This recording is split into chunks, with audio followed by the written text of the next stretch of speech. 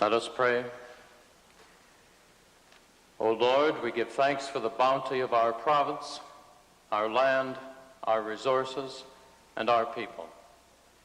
We pledge ourselves to act as good stewards on behalf of all Albertans.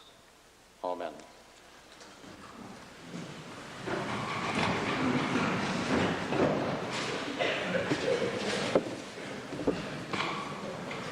Introduction of visitors. Presenting petitions.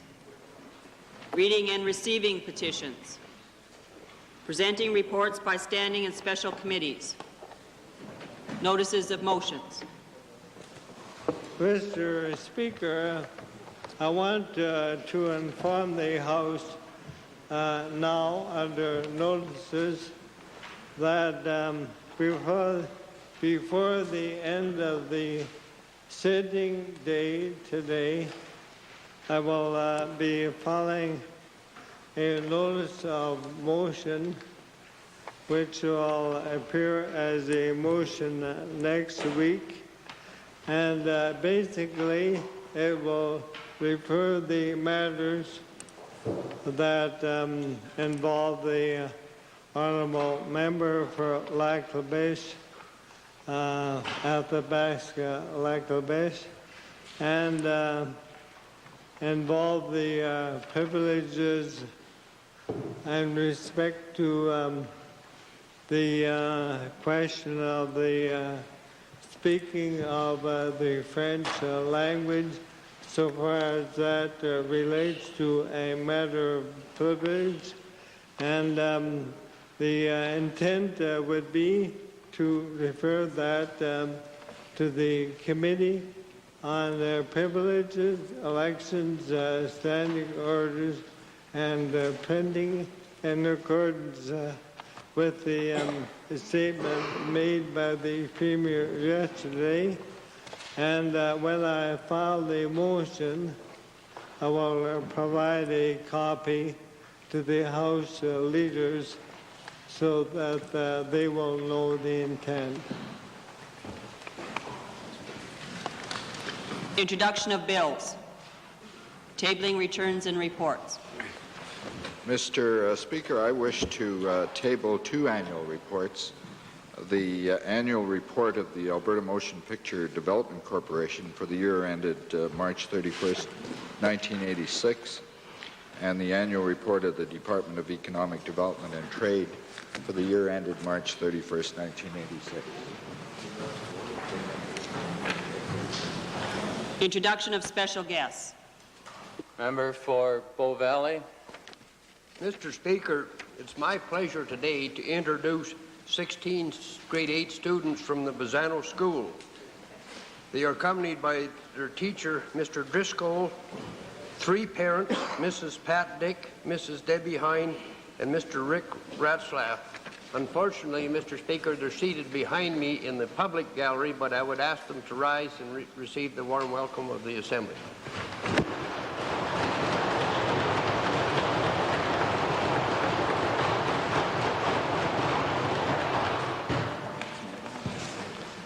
Member for Edmonton Kingsway. Thank you, Mr. Speaker. It gives me great pleasure to introduce to you and to members of this Assembly 13 students from grade 10 at the Coralwood Junior Academy in the constituency of Kingsway. They're accompanied by 2 teachers, Mr. Tony Reeves, the principal, and Mrs. Lorraine Popick. They are seated in the public gallery, and I ask them to rise and receive the warm welcome of this legislature.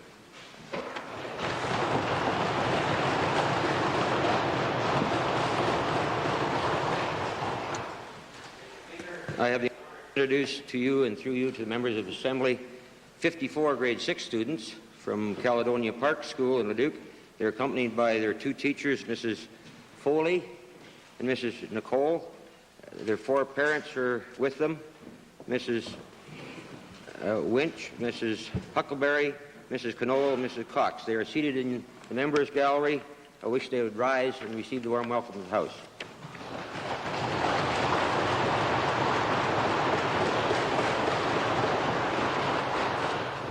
Also Forestry, Lands and Wildlife for a second time. Thank you, Mr. Speaker. I also have the honored to introduce to you 23 students in grade 6 from the J.E. LaPointe School. They're accompanied by their teacher, Mrs. Yearwood.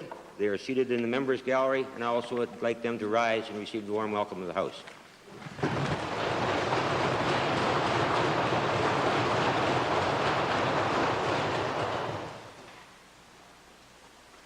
Ministerial statements.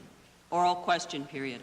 Yes, Mr. Speaker. I'd like to direct my question to the Minister of Public Works, Supply and Services. Mr. Speaker, it relates to the government's decision in October to reward Friends of the Government with one of the richest property deals ever awarded by any government in the history of Alberta. Mr. Speaker, on April 3rd, the Minister told the House, and I quote, "We did it to participate in the redevelopment of our downtown capital city." My question to the Minister is this: will the Minister inform the House as to when the government decided to participate in redeveloping the block on Jasper Avenue between 101st Street and 102nd Street? Mr. Speaker, I thought I made very clear to the House that we followed up discussions on this matter for two, I think, very good reasons.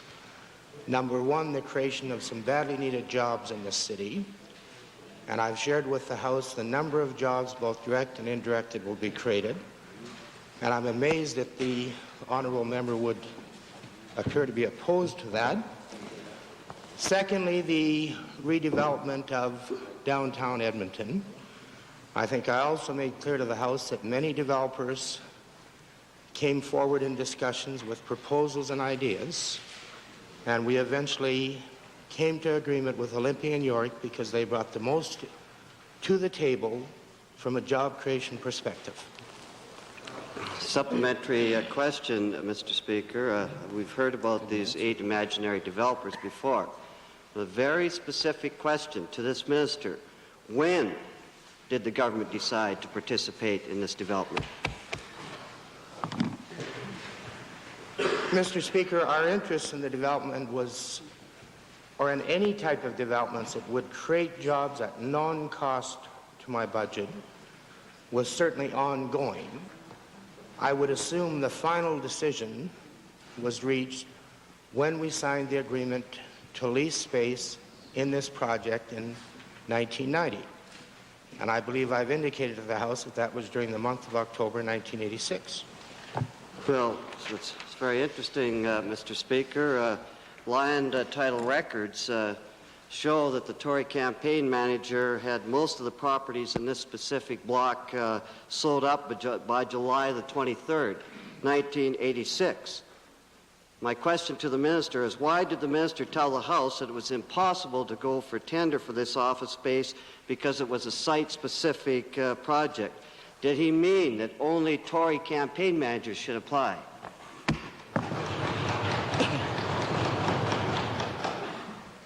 Mr. Speaker, I think the honourable member should understand that if we were going out to tender for 400,000 square feet of office space, we would have lots of people interested in building 400,000 square feet of office space. And that would be all that they would be prepared to build. With our commitment to this project, Mr. Speaker, I repeat again, we have created, when the total project is completed, 2,500 man-years of direct employment, about 2,900 man-years of indirect employment, and man-years translate into a significantly higher number of jobs. You couldn't have done that with an open tender. Supplementary. Mr. Speaker, it seems things aren't as the minister says. He said there was ongoing discussions. We know by July the 23rd that Mr. Mavitt had most of these properties sold up, and we know that this Tory campaign manager began acquiring options to the properties in question on May 16th, 8 days after the provincial election. How is it that the campaign manager of the Conservative Party comes into possession of a site picked by the government for redevelopment at this time frame? Mr. Speaker, I've suggested to the honourable member on earlier occasions that if he's interested in any business dealings that occurred between Olympia and York and anyone that worked for them in their land assembly, or anyone that was working with them in any other sort of a private sector consulting capacity, that those questions should be directed toward Olympia and York. I indicated to the House the day I made the announcement, or the day following, that all my dealings in this matter, all my negotiations, all my meetings were with Mr. John Shepherd, Vice President of Olympia and York, who I believe was showing a great deal of confidence in our capital city in creating these construction jobs at a badly needed time. Westlock Sturgeon. Supplementary, Mr. Speaker, to the Minister. This is a make-work project now. Obviously, Olympia and York are getting a cash, or instead of getting a cash grant, they're getting a cash cow in hidden rewards in a very expensive rental deal. Consequently, if it's a work project, Mr. Speaker, was the Minister of Career Development and Employment or the City of Edmonton consulted on this method of creating jobs? Mr. Speaker, I would say this was a method of using the purchasing power of government without laying down any dollars out of this budget and maybe no additional dollars out of a future budget to create some badly needed employment. And I'm amazed that people would appear to be in opposition to a project that A, is creating a few thousand construction jobs in a city that sorely needs them, B, that is participating in the redevelopment of downtown Edmonton. I just can't believe it. Little Bo. Question to the Minister. Could the Minister indicate whether the range of rental rates that were established were established on the basis of a rate of return to the investors, or were the rental rates established on the basis of what rental rates were projected to be in 1990-1991? Mr. Speaker, I can state very clearly to the House that the range of rental rates, and I've already indicated, were felt necessary so that there was protection for the public on the upside, protection for the developer on the downside, and I can assure the House that we are currently paying some lease rates within that range. Second main question, Leader of the Opposition. Yes, Mr. Speaker, I'd like to designate my second question to the member for Edmonton-Avonmore. Thank you. My question is to the Minister of Education regarding the ceiling she has placed on equity grants. Sparsely populated rural counties without corporate tax base have a tough time meeting the cost of quality education. The Minister is now passing the formula established to ensure that rural school boards are able to provide their students a quality education, and as a result of the ceiling put on equity grants, the boards most in need of funds will receive much less than they expected for the 1987-88 school year. Given the desperate state of the rural economy, doesn't the Minister recognize the injustice of hitting those most in need? Mr. Speaker, the one portion of the Department of Education budget which will increase despite reductions in other areas is the equity portion. And the reason for that is that when we are in a time of fiscal restraint, those school boards which have less fiscal capacity than others are affected more seriously than those who have a better capacity to raise the dollars locally. In fact, there has been an increase in the equity, and as well, I have built in another portion, not strictly within the equity formula, but in terms of contingency funding, which will recognize those boards which are most hit by both the reduction plan and the lack of fiscal capacity locally to raise dollars. Okay. Mr. Speaker, did the Minister consult specifically with those school boards to see how they would be expected to cope with the additional burden of reduced equity grants in the cases where that in fact will occur? Mr. Speaker, I welcome that question because, in fact, consultation was a major part of my budgetary process, which I would describe as starting in about the early part of November. I gave school boards a general notice that there would, in fact, be a reduction in the general or in the per pupil grants. And I did that in early December, and then subsequent to that met with every school zone in this province and virtually every school board to discuss the effects of the reduced funding. I am pleased that the communication process has been well established and continues, in fact, to this day. I'm pleased to hear of that consultation process, but I would ask the Minister, in the face of the declining rural economy, what options can the Minister suggest to school boards besides either increasing taxes, reducing the quality of education, or increasing user fees? Mr. Speaker, I'm confident that school boards, in dealing with the difficult fiscal issue which is before them, are in fact placing the maintenance of quality in education as their #1 priority. School boards across this province are dealing with the issue. They are dealing it with the best they can, and I am confident that the process is working and that school boards are responding in a very, very responsible way. Mr. Speaker, I would question how the Minister can say the quality of education will be maintained. Has she done a district-by-district study to discover how many students spend more than 3 hours per day on school buses, how many students are being forced into 2 or even 3-grade classrooms, and what effect these practices have on the quality of education and the quality of family life in rural Alberta? Mr. Speaker, the quality of education in this province is very high and will remain high in spite of the difficult fiscal situation which we are all in.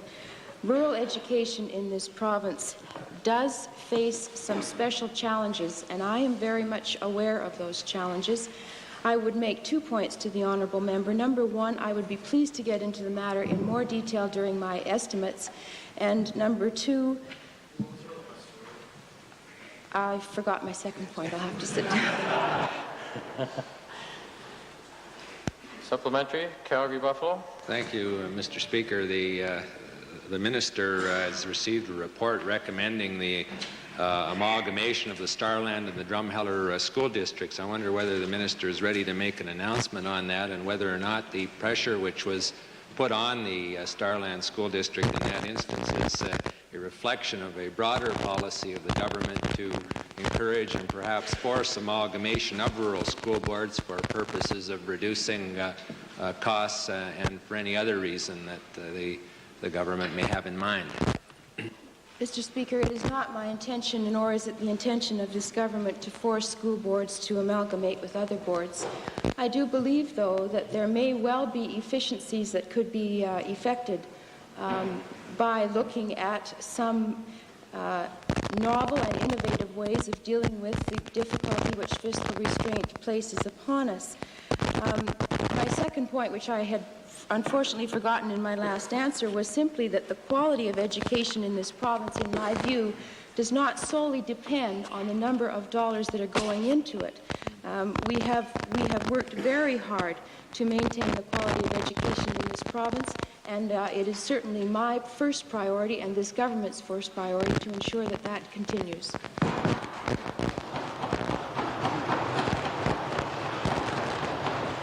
Member for West Loch Sturgeon. Mr. Speaker, I'd like to designate my question to the member for Goldbar. Thank you, Mr. Speaker. Mr. Speaker, we've been informed that the Social Services Department is considering the implementation of a food voucher system which would be computer-coded and would limit the products that can be purchased. They would also limit food purchases to stores that have computer coders.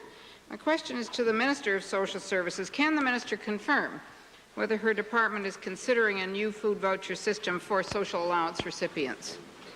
Mr. Speaker, I have no such system under consideration. Mr. Speaker, thank you. That's very good news, and it will be a beginning to relieve the anxiety that is mounting about such a system. Will the minister then assure this House that no system will be put in place that restricts recipients to certain stores? I can make that assurance, Mr. Speaker. Thank you, Mr. Speaker. Will the minister assure the House that no food system will be put in place that would in any way restrict diabetics, ethnics, or religious groups with special dietary considerations to certain outlets? Mr. Speaker, I am aware that when there are cases that a special diet is needed, and it is mostly based on medical evidence that that diet or the amount that is required for that diet is provided. Mr. Speaker, I'm pleased to hear that the minister has no plans, because this is a system that is widely being talked about in Alberta. Will the minister then assure the House and all Albertans that no system will be implemented or is under consideration which would unfairly favour some stores with the millions of dollars that those purchases would entail and adversely affect the business of many small retail operations throughout the province? Mr. Speaker, the assurance that I would be pleased to give the House is that all efforts will constantly be made to make sure that the clients have the widest access possible to the food system or whatever other basic necessities that they must purchase. Edmonton Avonmore. Supplementary to the minister, I have personal knowledge of a time when clothing vouchers were in fact designated for certain stores. Is that practice no longer in place? Mr. Speaker, from time to time I have had raised with me the fact that vouchers were not always utilized in a manner for which they were intended. And certainly we would make every effort to provide the widest discretion possible for our clients. Where there are specific instances where this is not possible, I believe the House would understand. Member for Little Bow, followed by the member for Calgary-McKnight. Mr. Speaker, my question is to the provincial treasurer, and it's the federal government intends to announce a business transfer tax, possibly to replace the manufacturer's sales tax in its upcoming tax reform package. This tax could certainly affect Alberta industries in terms of paying more tax, and some of the tax in Ontario and Quebec could be reduced because of it. Could the minister indicate what presentation is being prepared by Alberta in order to put forward a strong case against this tax for Alberta industries? Mr. Speaker, with respect to the area of tax reform itself, it's my understanding that the federal government's agenda, first of all, will deal with adjustments and corrections to the income and personal and corporate tax income systems, and that over the period there will be final consideration with respect to the business transfer tax. Yet it is clear from our point of view, Mr. Speaker, that several implications are readily apparent and evident to us as we analyze some of the initiatives and discussions that we've had with the federal government. Obviously, the first would be the revenue impact, revenue on the province's own source of funds. But obviously, Mr. Speaker, we're quite concerned about the impact, the final impact of any additional business transfer taxes on producers and particular industries in this part of Canada, in this province in particular. And we are at the present time analyzing and reviewing ways in which the business transfer tax, in supplanting the manufacturer's sales tax, would impact on Alberta economy. And that, I'm sure, Mr. Speaker, there will be an opportunity, I'm sure, Mr. Speaker, for discussion at that point, either by resolution or motion, or in public debate right across the province, once we know the details of the total tax package. Mr. Speaker, to the minister, could the minister indicate whether some type of a forum has been established between the government and the private industries of Alberta to put Alberta's position into a coordinated package rather than just a government perspective? Well, of course, Mr. Speaker, there are a variety of organizations in this province already who have made clear and very precise recommendations to us as to the impact of the various taxes on the local industries that they represent. And we will continue to encourage and to foster that discussion. One of the troublesome problems right now, Mr. Speaker, is that we have no formal position from the federal government that we can ask and seek response upon. Mr. Speaker, final supplementary to the minister. Would the minister be considering a resolution before this legislature to discuss this tax and one, not only to air the implications, but as well consider a public forum, a public forum through the Public Affairs Committee to invite Albertans to make presentations on the same.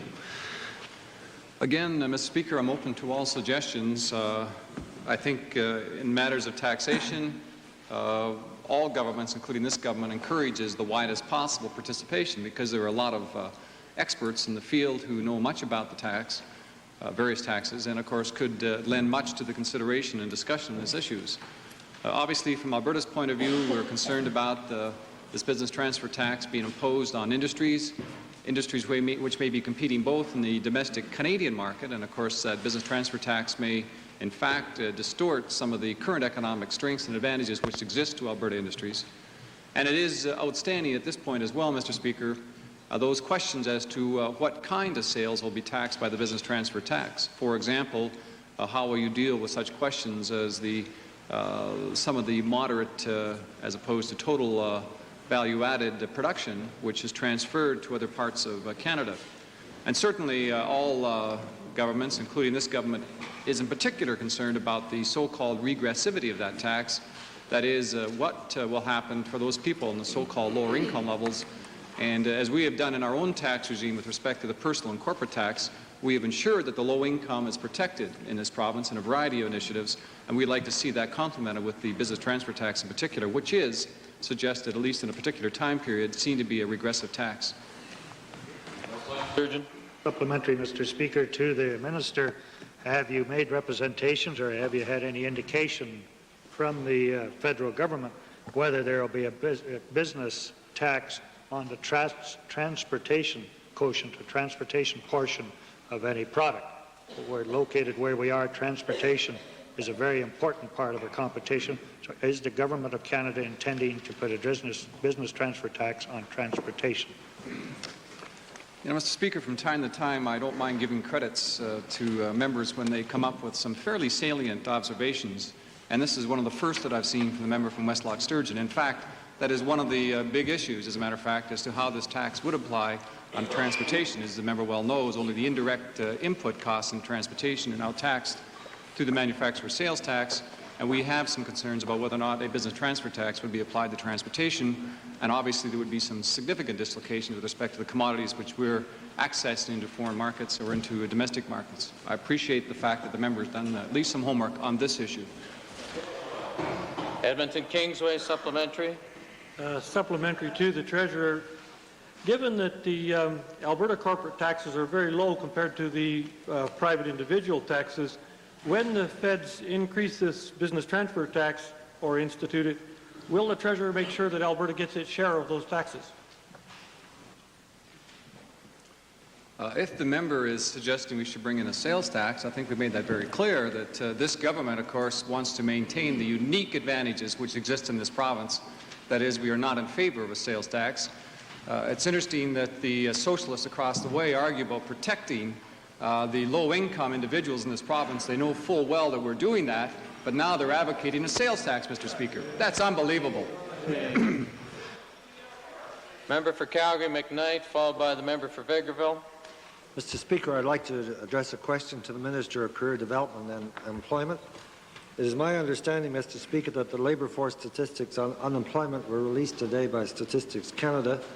I wonder if the Minister could advise the Assembly if there's been a significant change in the rate of employment and unemployment in the province for March of this year.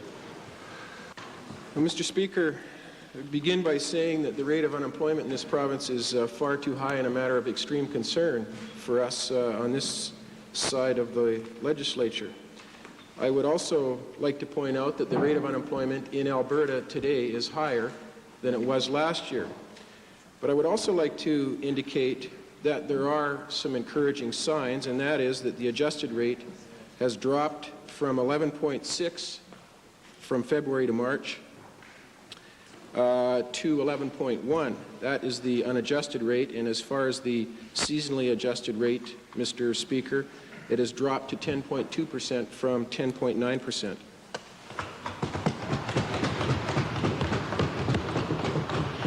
Supplementary, Mr. Speaker, could the Minister advise if these figures reflect a new trend for employment in Edmonton and in Calgary?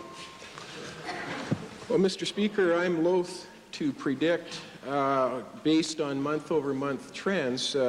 We certainly have to look at Statistics Canada in the context of what they are. They are merely one yardstick in measuring the rate of employment in the province. But I would say to the honourable member that with cautious optimism that the trends are encouraging. We have seen one of the biggest drops in unemployment month over month in Alberta since 1980 and in Calgary since 1975. That is a very encouraging sign on a month-to-month basis, Mr. Speaker. Edmonton also dropped in its rate of unemployment. Again, I caution members in using Statistics Canada as a yardstick, particularly on a month-over-month basis. But in the overall context of the point that I've just brought to the member's attention, there are some encouraging signs.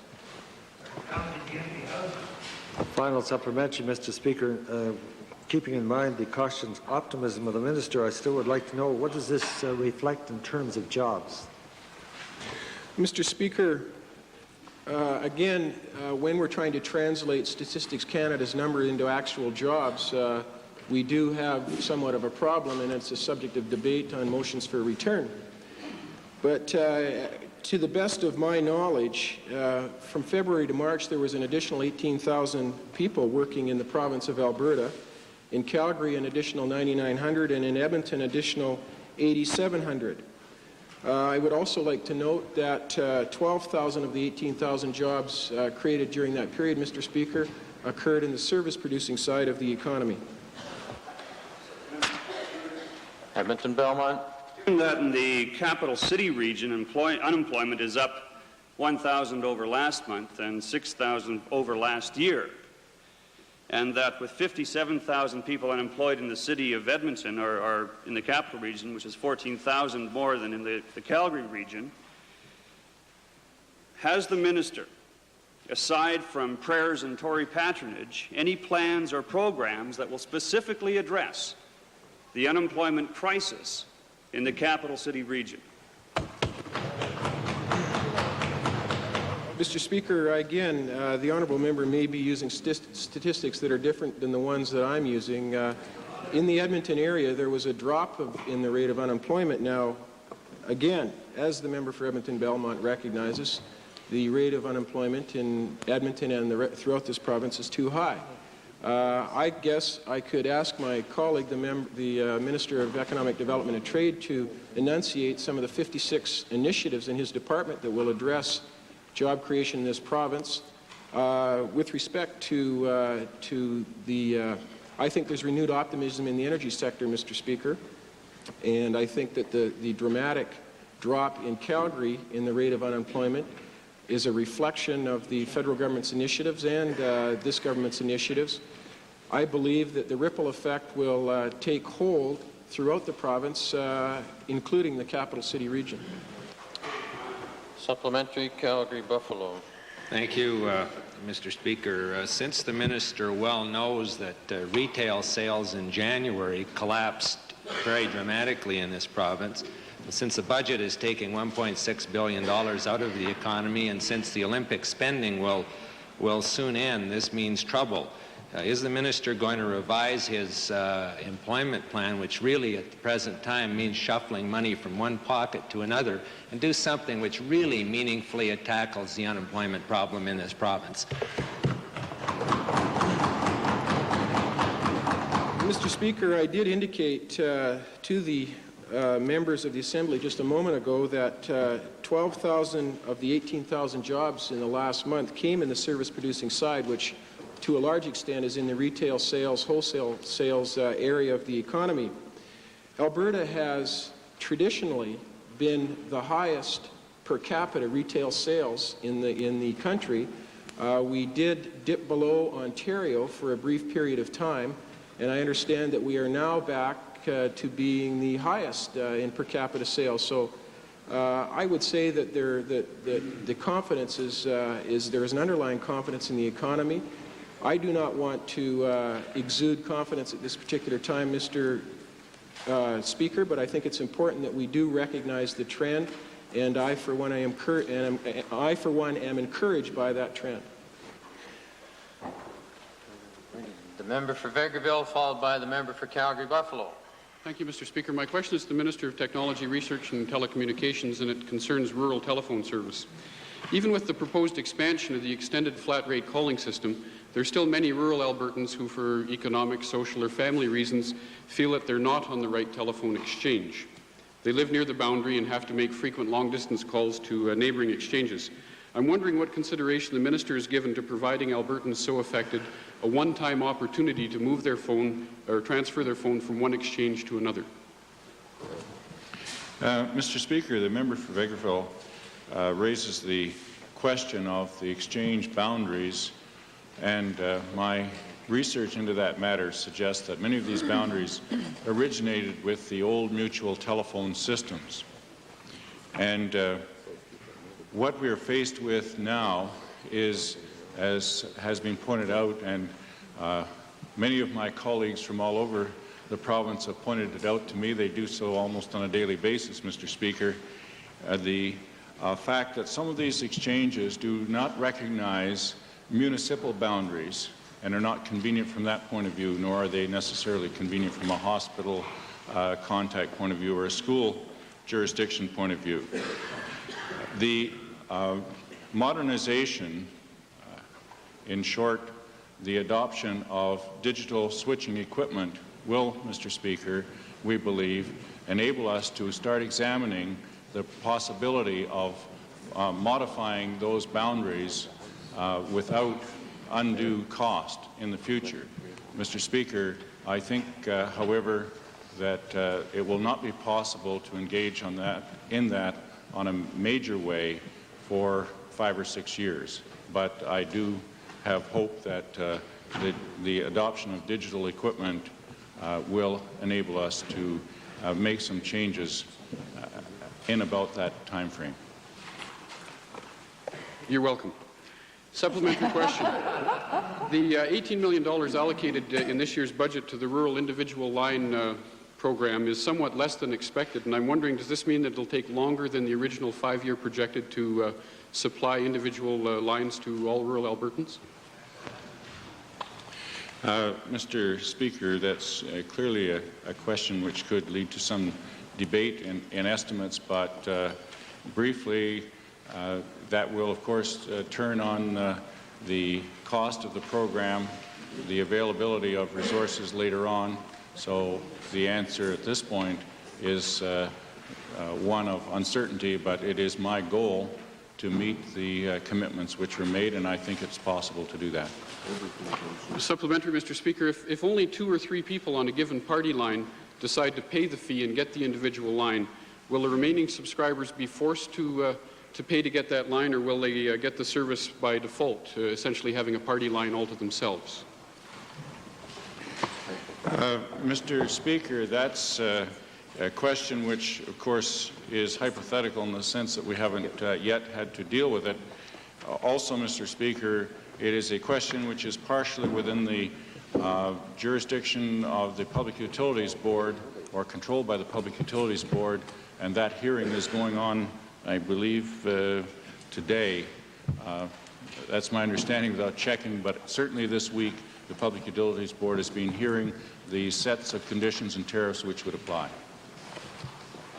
Supplementary, Mr. Speaker, in the time it takes to bring all of the exchanges into this program, has the Minister considered any ways that we could limit the number of people on any given party line to 2? Mr. Speaker, our current party line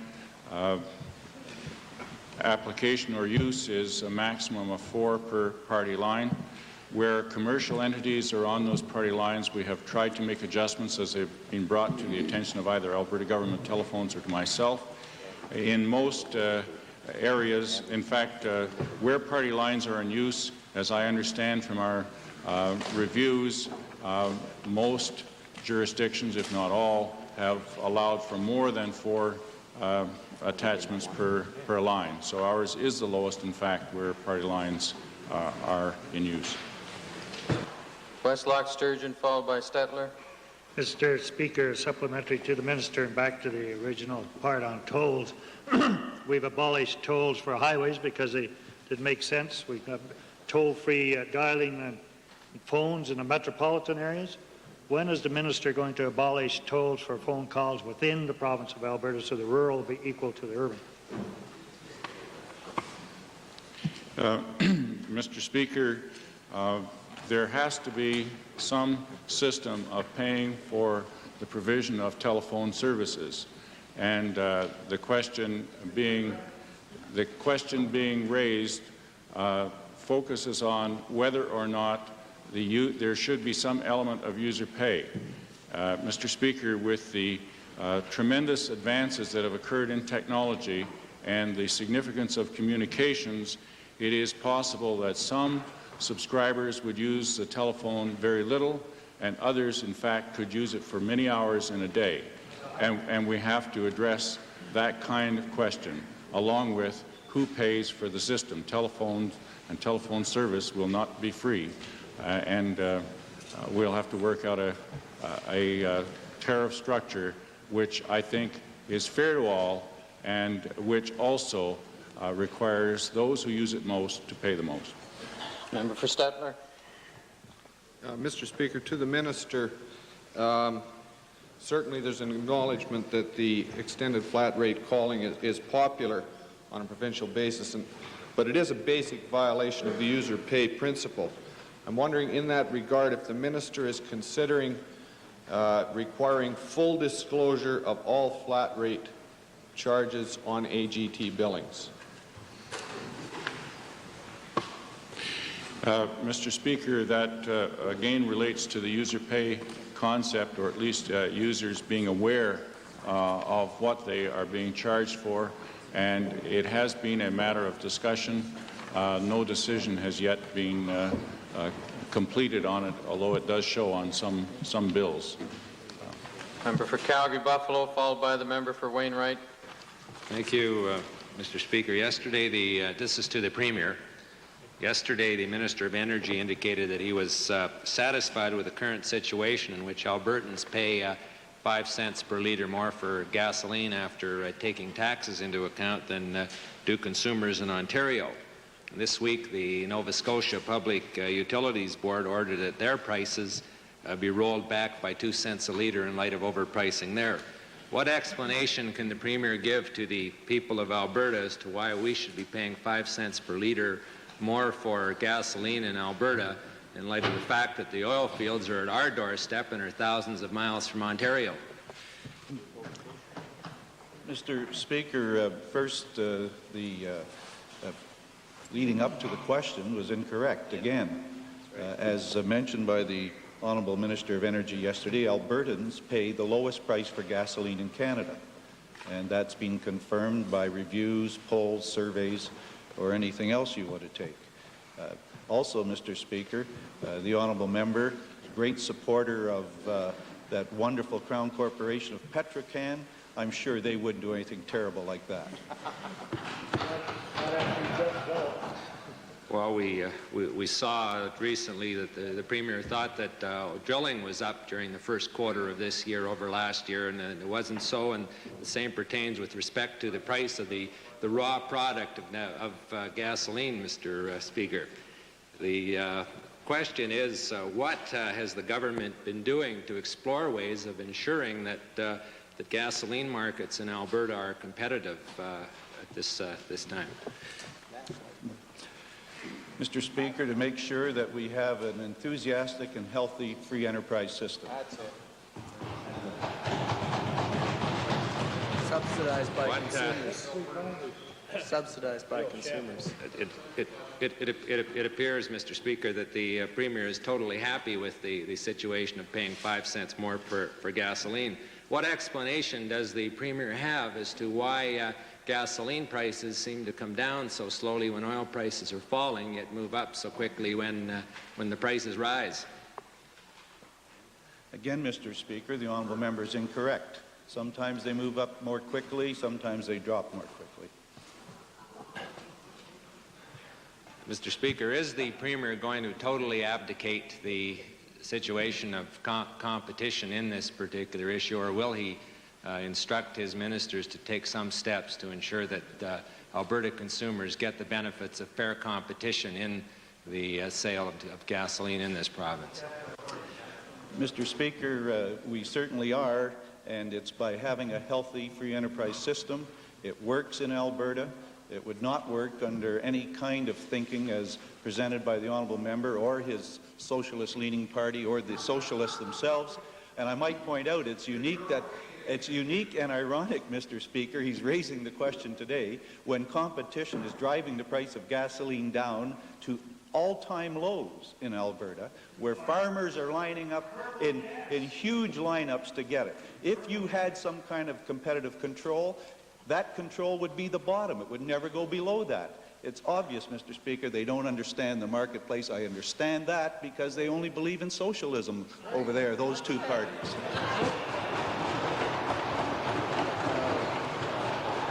It's irregular for the next thing that was about to occur. Member for Wainwright, followed by the member for Edmonton Centre, if there's time. My question is to the Minister of Agriculture, and it's concerning the price war on, with the oil companies on the farm fuels that has resulted in diesel fuel selling as low as 3 cents per litre and gasoline as low as 5 cents per litre. And given the member, excuse me, given the member from the Westlock Sturgeon area constituency yesterday asked the government to launch a public inquiry into the pricing of gasoline to stop the gouging the public. Has your department had a chance to evaluate the direct financial benefit that has been given to the agriculture industry? Mr. Speaker, we have been monitoring the situation, and as our Premier indicated, we are delighted that the farming population can take advantage of this significant savings. Quite frankly, I wouldn't be out of order by sharing with the House. It would be my hope that this tradition would be more widespread throughout the province of Alberta, because we in this party want to do everything we possibly can to help the agricultural sector. Supplementary then, is this price war private province-wide?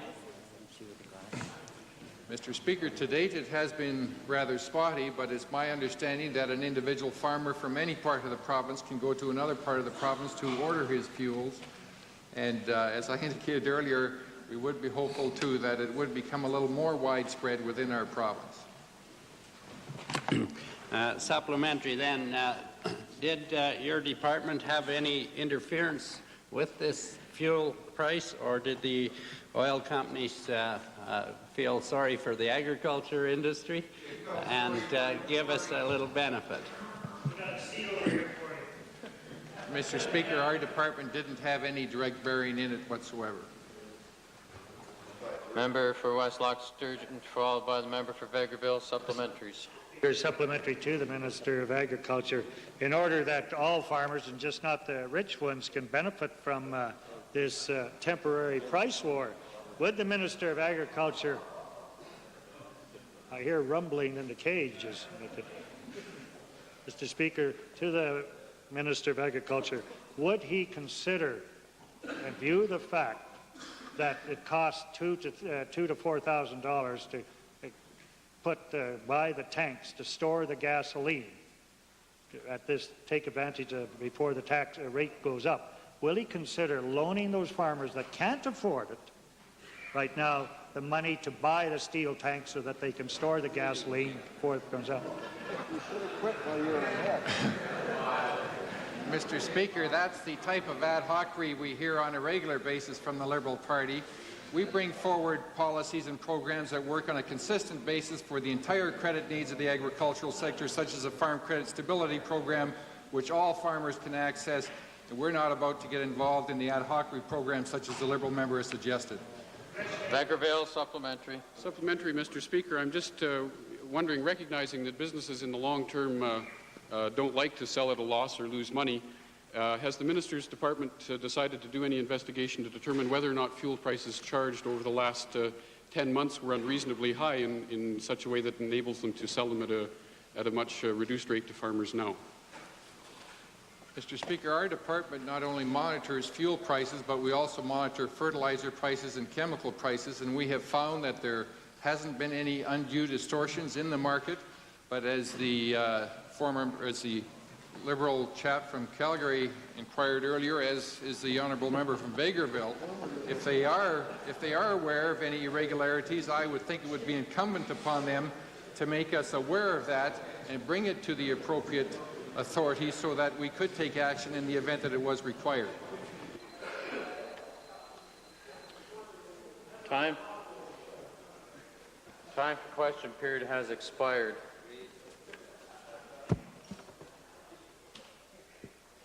The chair has a request, an unusual request, but a request from a member, the member for Athabasca Lac-La-Biche, requesting unanimous consent of the Assembly to deliver a brief statement to the House. Does the Assembly agree?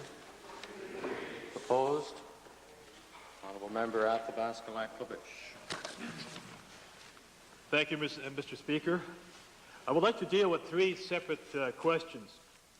First, the matter of the alleged reflection on the office of the Speaker. Second, the question of the alleged breach of privilege arising from the release of a publication of the House. And third, the procedure involved in... Honourable Member,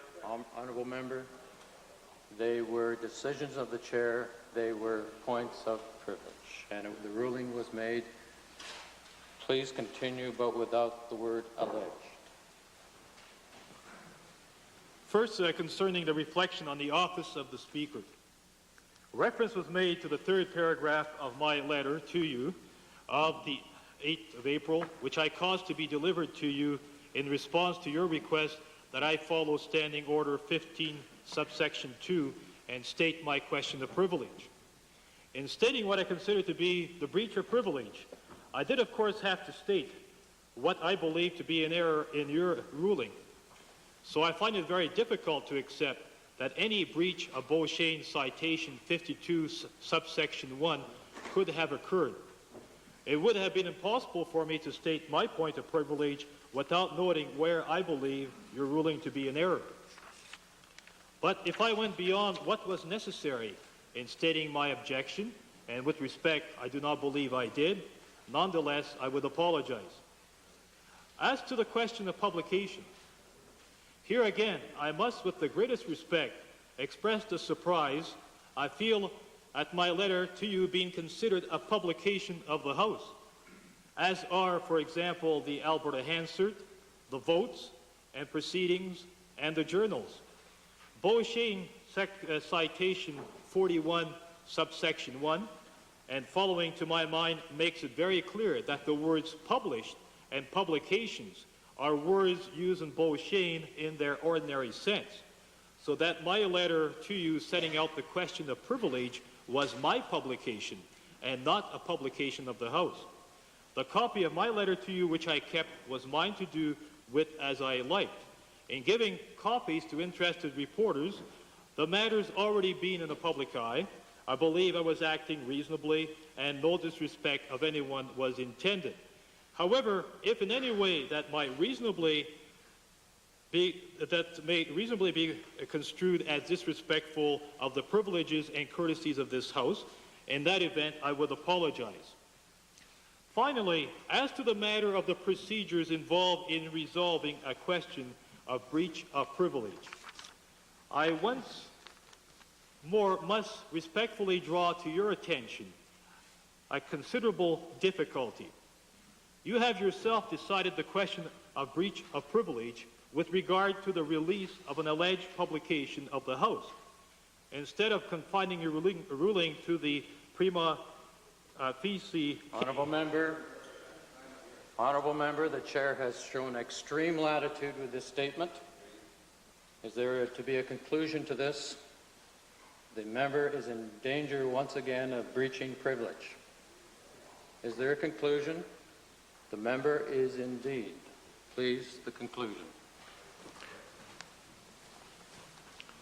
Further, a remedy was then prescribed by you without any preceding motion. Beyond that... Thank you, honourable member. Is this the conclusion of the statement for the second time of asking?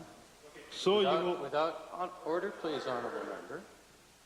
Please, the chair, with great hesitancy and with the greatest of respect, is trying to adhere to the proprieties, the customs and uses of this House.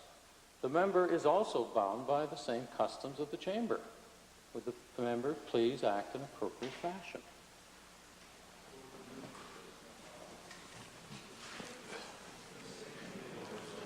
Okay. Okay, I hope I have explained this difficulty sufficiently that you will be able now to accept what I have said as sufficient to meet the case. And I have been asked by my caucus to say with respect that the position I have outlined is also theirs. Thank you very much. Speaker, I believe you have given a tremendous amount of latitude to the House today, certainly to the member who has just finished speaking. I want to say on behalf of the government that we are going to review again the comments that were made, particularly in relation to your request yesterday. I would have thought with courtesy and dignity, both the party and the member would have acceded to your rulings and presented the House with the apology that you requested. I might draw to their attention, Mr. Speaker, that apology was not asked for by the government or any members of the House. It was asked for by the Speaker, having considered all the facts. I would have thought, without weaseling around, he could have done that on the other side. He did not have unanimous consent. We went through. He should have followed the proper procedures of the House. The Premier, as like anybody else in this House, should have, if the member from Athabasca-Lac-La-Biche, trying to come back in a reasoned way, trying to deal with yes, just don't be so rude. Yes, listen. Yeah. You're disgraceful, Mr. Premier. You're disgraceful. Order, please, honourable member.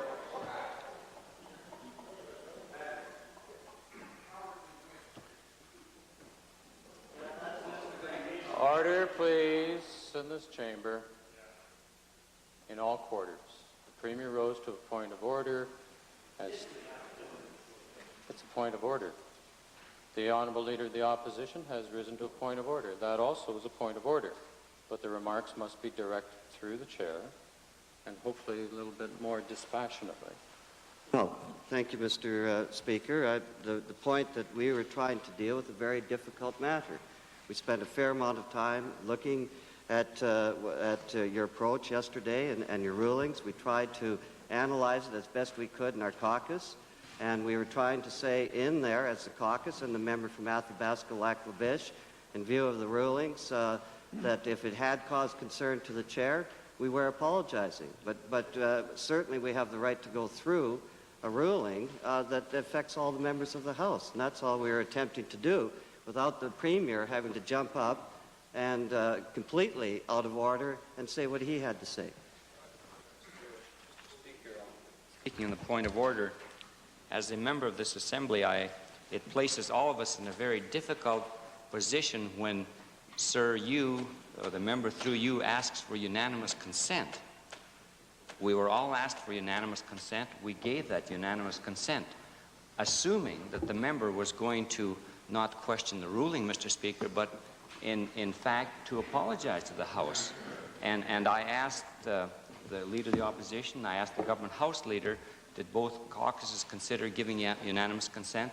They said yes. Therefore, I gave unanimous consent, Mr. Speaker. Otherwise, I would have seriously considered not giving unanimous consent without knowing what any honourable member is going to say, so that when we give unanimous consent, we expect that what has been asked of by the Speaker is usually what would be forthcoming.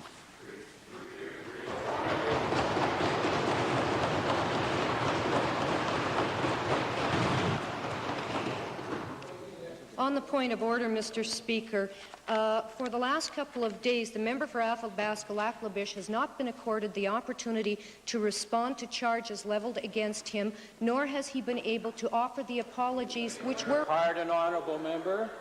I beg your pardon.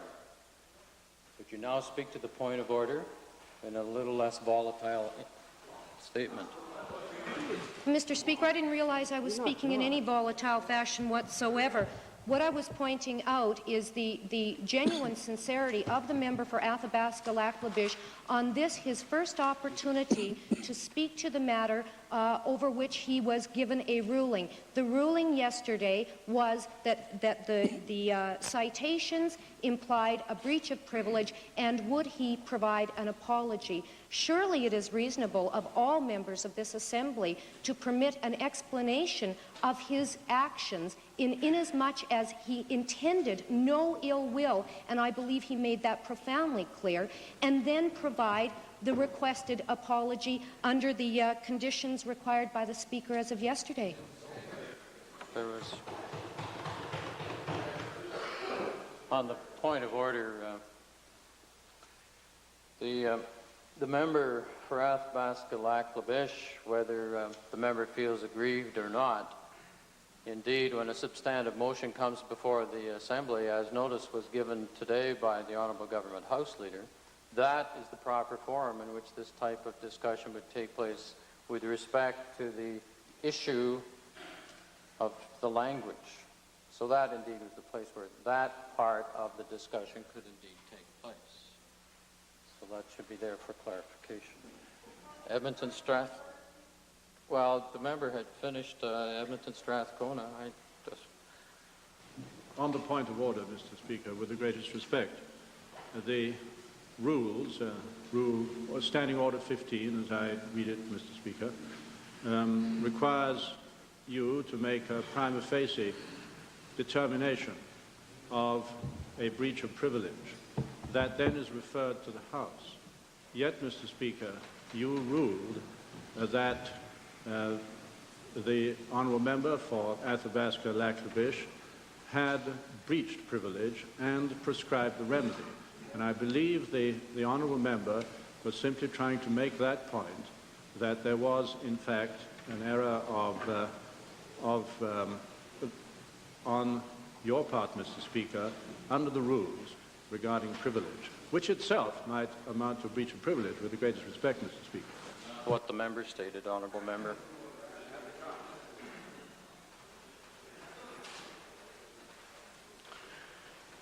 Orders of the day.